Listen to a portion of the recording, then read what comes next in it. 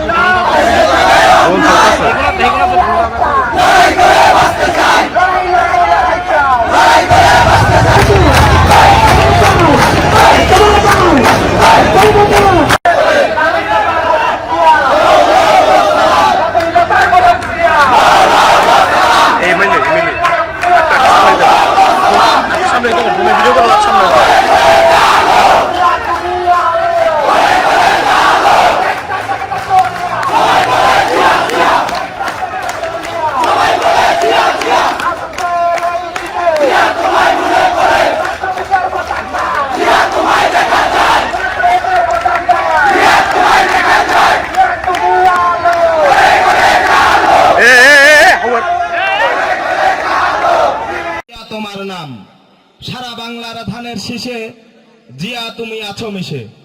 বিসমিল্লাহির রহমানির রহিম।